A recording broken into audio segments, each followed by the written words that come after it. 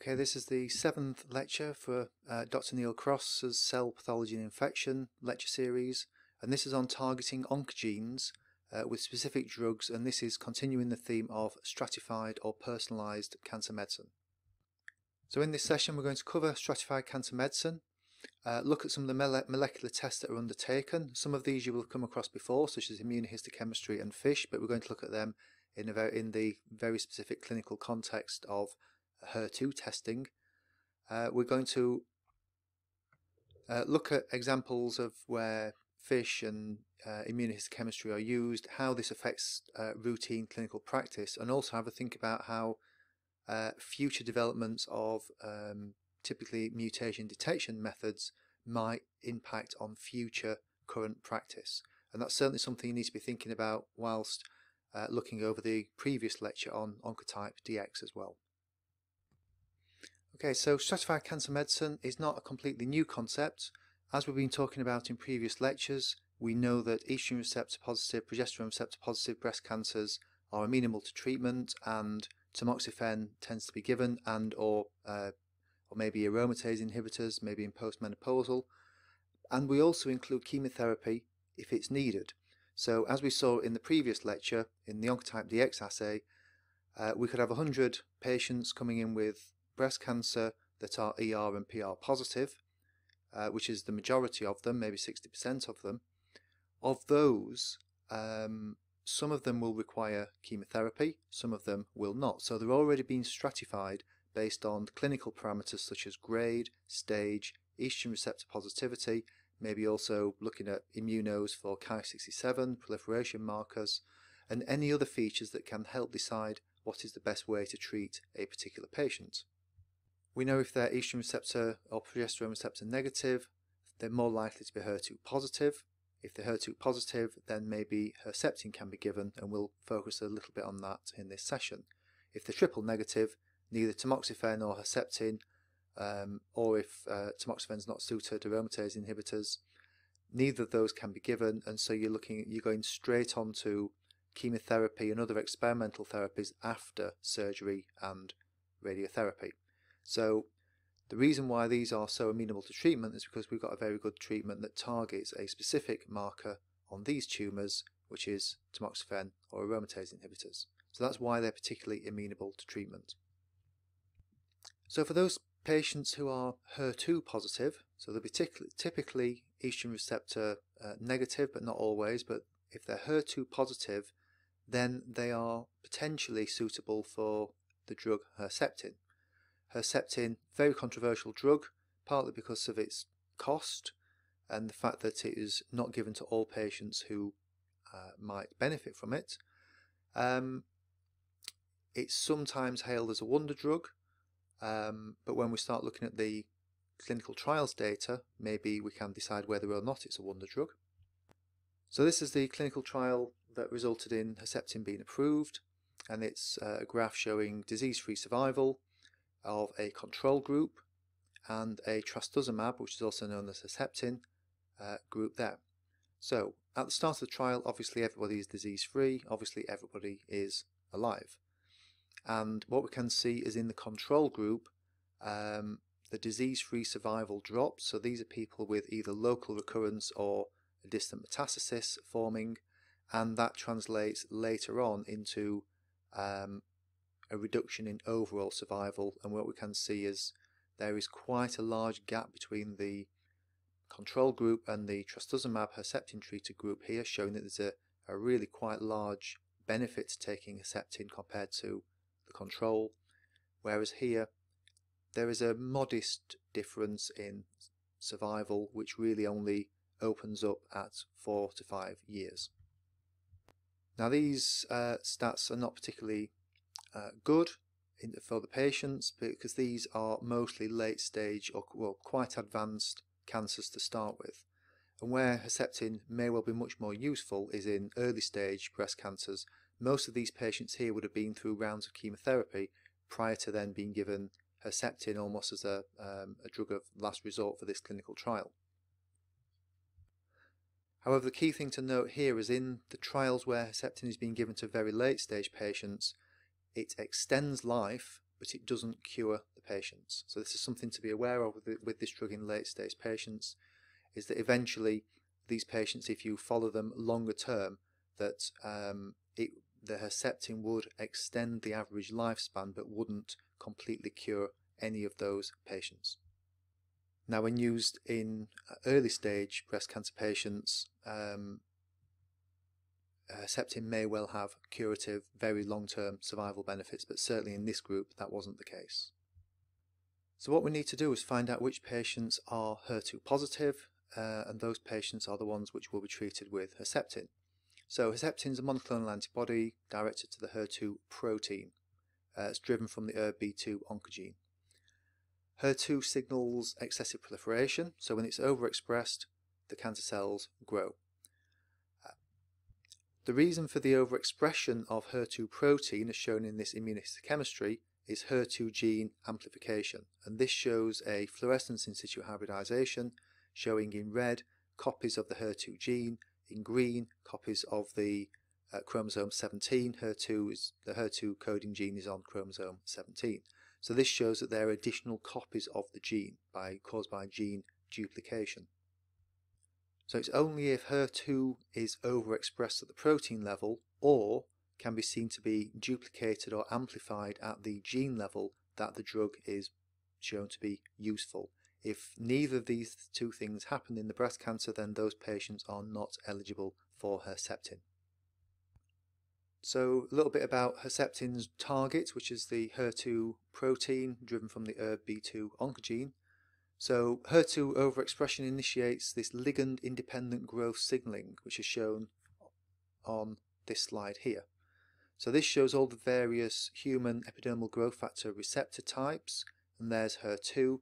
HER2 can dimerize with any of the others, and if HER2 is overexpressed, it can initiate spontaneous signaling of the other growth factor receptors independent of ligand binding. So all of these others here have got their own specific ligands, such as epidermal growth factor receptor binds EGFR, HER1. So HER2 doesn't have a ligand, but it just encourages spontaneous proliferative and aberrant signaling from other growth factors. Now that initiates the RAS-RAF-MEK pathway, which drives cyclin D and subsequently proliferation, and it also drives this PI3 kinase pathway, which results in AKT phosphorylation, and phosphorylated AKT is a protein in its phosphorylated form which is anti-apoptotic. So this side of the pathway drives survival, this part of the pathway drives proliferation. So just going back a slide, the signaling is via a tyrosine kinase domain of those receptors. So all of these receptors, such as epidermal growth factor receptor, are tyrosine kinase receptors, and we'll talk about tyrosine kinase domains in the second half of this lecture. The proliferation goes through RAS, RAF, and then the MAP kinase cascade, and we've come across RAS mutations in the oncogenes lecture. We know that RAS is activated by missense mutations of codon 12 and 13. We'll come on to RAF a little bit more here, but RAF can be activated itself in cancers by a specific mutation. We'll talk about that more a little bit later. So we know that things downstream of the HER2 receptor can be switched on in cancer, and we need to consider that when we are doing our HER2 testing. So HER2 is targeted by Herceptin, and it works via two different mechanisms. Firstly, it prevents dimerization, as I've just shown on the previous slide. It prevents the tyrosine kinase domain from becoming activated and therefore prevents growth and survival. The other way it works is by antibody-dependent cell cytotoxicity. So this is an antibody, and it's a humanized antibody. So it's an antibody that recognizes the HER2 receptor. It initially generated in mice, but then the Fc portion of the antibody has been humanized. So it appears to be, to the immune system, to be a human immunoglobulin. This will bind to the surface of cancer cells overexpressing the HER2 protein. It will bind to it, and then you have immobilized Fc portions of the antibody sticking out from the cells where it's attached, and this promotes antibody-dependent cytotoxicity.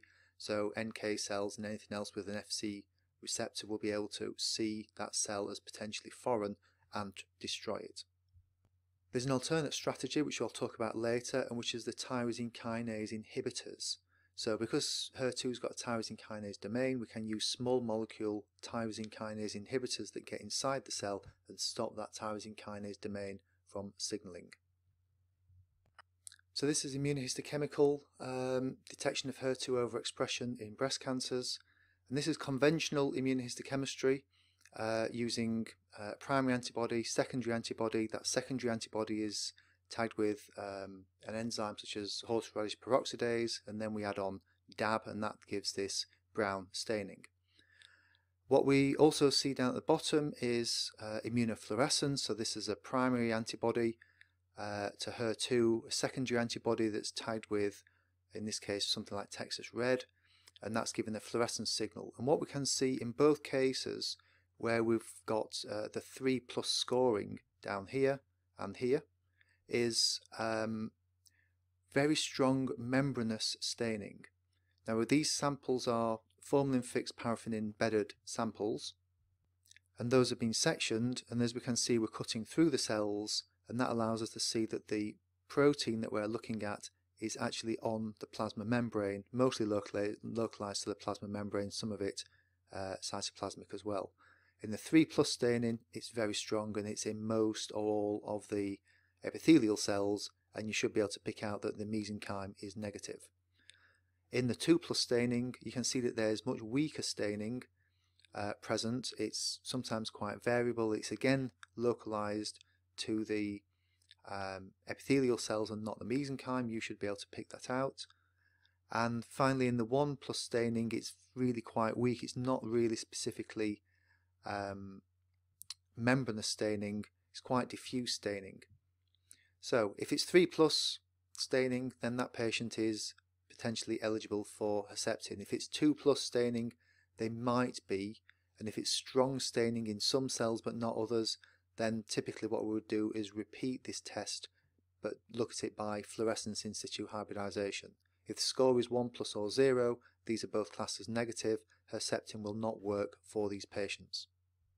And this is just summarized here, where the 3+ IHC scores are eligible, 2+ equivocal, we're not sure, we retest by FISH, the 1+ and the 0s are negative.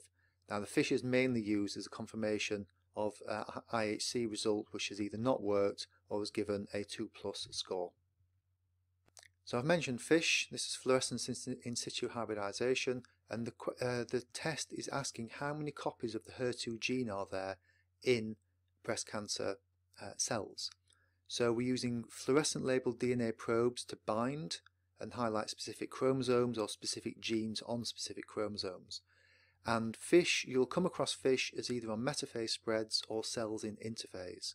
Now everything that we're going to deal with here is interphase FISH, because here you can see cells are in interphase, whereas that is what we call a metaphase spread. And I've covered metaphase FISH versus interphase FISH in your biomedical investigative techniques or biomedical investigations module previously, so you should be well aware of FISH. I'm going to go through the methods here. In the previous module, you've studied how we can highlight entire chromosomes or just individual regions of chromosomes, and how we can use different colour probes for different regions of different chromosomes. So that's what I'm going to be showing you.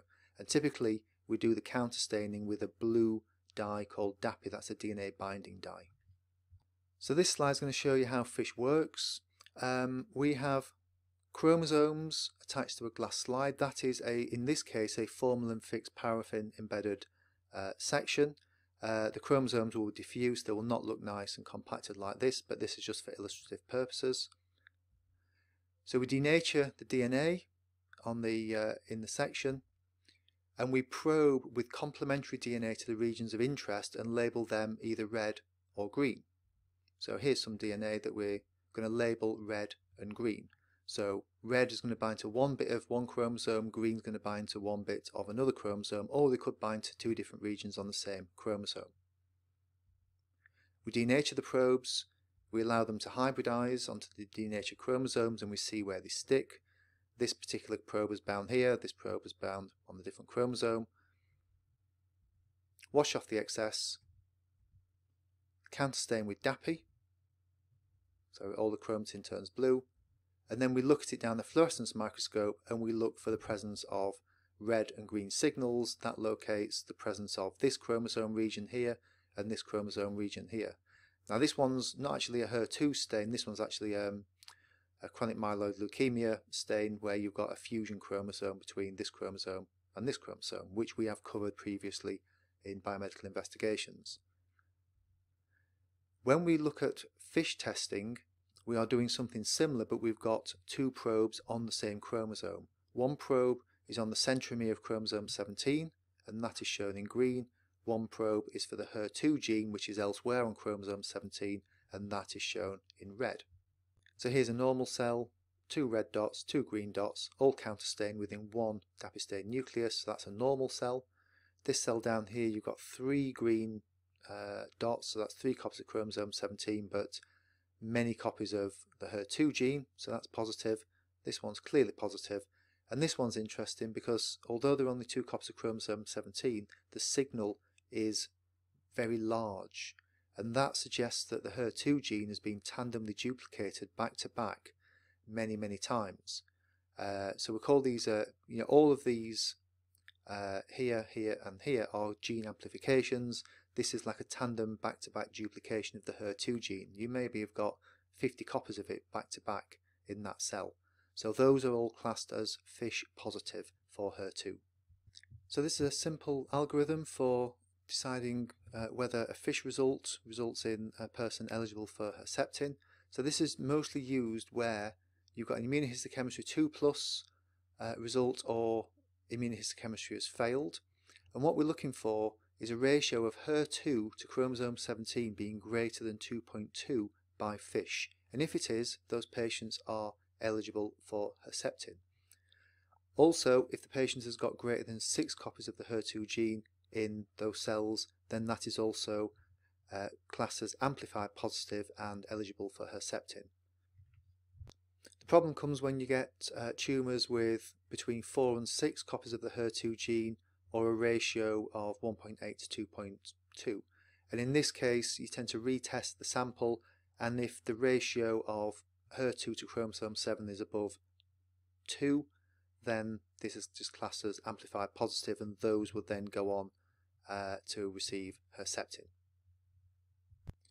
Now this is not just done for HER2 in breast cancer, it's also done for epidermal growth factor receptor copy number in lung cancer, because the EGFR gene in some types of lung cancer are amplified. And what we can see doing FISH here, we've got chromosome 7 in green, the chromosome region of the EGFR gene in red. And what you can see here is a tumour with 4 copies of chromosome 17 and lots of copies of the EGFR gene as shown there. So this is like a cartoon representation of what these cells are like. You've got other situations where you seem to have got a large signal like what we saw in the HER2 sample on the previous slide, most likely back-to-back gene amplifications. Here we've got something really rather complex going on, but there's still lots of copies of the HER2 gene, but there's also lots of copies of chromosome 17. Chromosome 7, and in this one what we seem to have got is specifically duplication of the entire chromosome 7, so cells have got maybe up to a dozen copies of chromosome 7. So you can get more detail on this from this link here that explains the EGFR FISH test in more detail. But the key point here is if you've got increased EGFR expression in a lung cancer, then those patients may be eligible for an EGFR antagonistic antibody called cetuximab. Okay, this is the end of part 1. There's going to be another video coming up, which is part 2, where we're going to look at oncogenic mutations which may render the use of cetuximab and Herceptin as relatively useless. So what I want you to think about for the next few minutes while you're loading up the other video is think what gene mutations that you know about might prevent EGFR antagonistic antibodies and HER2 blocking antibodies.